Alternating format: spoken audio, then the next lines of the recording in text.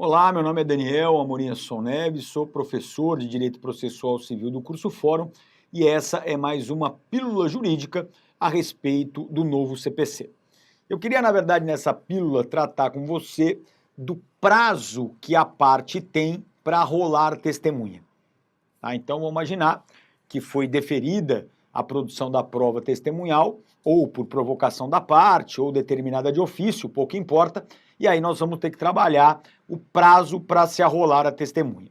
Perceba que esse tema do prazo para rolar testemunha, ele está previsto nos parágrafos 4º e 5º do artigo 357. Então toma cuidado com isso, tá? Porque ele não está lá no capítulo da prova testemunhal.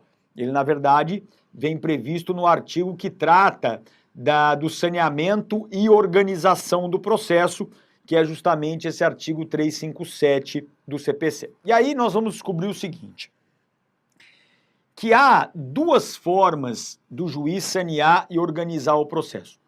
A forma oral, ou seja, ele vai designar uma audiência com esta finalidade, ou a forma escrita. Ele vai lá e dá uma decisão que saneia o processo, que organiza o processo para que o processo entre na sua fase instrutória. Por que vai ser importante a forma pela qual se saneia e organiza o processo para fins de arrolamento de testemunha? Porque a depender da forma da organização e saneamento, você vai ter uma regra diferente. Então vamos lá. Primeira hipótese, você aplica o 357, parágrafo 3º. Esse artigo 357, parágrafo 3º, ele diz o seguinte: sempre que a causa tiver complexidade de matéria, de fato e ou de direito, o juiz pode designar uma audiência de saneamento e organização do processo.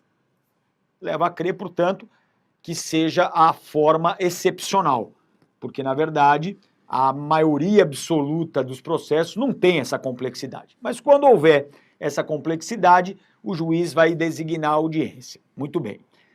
Caso o juiz designe esta audiência de saneamento e organização de processo, caberá às partes já levar para esta audiência o rol de testemunha. Então, na verdade, nós teremos um arrolamento de testemunha em audiência. Não deixa de ser interessante, né, a opção do legislador, porque, na verdade, ainda não houve o deferimento da prova testemunhal. Então, ainda que as partes cheguem em audiência com o rol já pronto, é plenamente possível que na audiência o juiz diga: eu não vou produzir prova testemunhal. Aí você pega o seu rol de testemunhas e leva embora para casa. Mas aí é óbvio que, sendo deferida neste momento a prova testemunhal, já caberá às partes, sob, entre aspas, pena de preclusão, exibir este rol, ou seja, arrolar as testemunhas. Segunda opção, o juiz não viu complexidade nenhuma e tal, ou fingiu que não viu, porque não queria fazer a audiência, mas vai lá, diz que não tem a complexidade e faz o saneamento e organização do processo por escrito.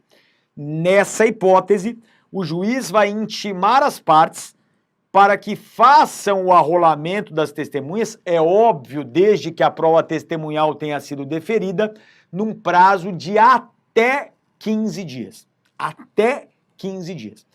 Então o juiz não vai poder ir além desses 15 dias, mas vai poder ir aquém dos 15 dias, porque a lei não prevê prazo de 15 dias, prevê um prazo de até 15 dias. Então, se o juiz quiser dar 5 dias para que as partes arrolem a testemunha, ele vai poder dar. Então, fique esperto, na verdade, se você milita na área, com a intimação, porque nessa intimação, se ele não falar nada, fala: olha, tá intimado aí você usa o prazo máximo de 15 dias. Agora, se ele vier e disser alguma coisa que não 15 dias, se for mais, é uma decisão viciada, porque contraria o 357, parágrafo 4º. Se for menos, está dentro da regra do jogo.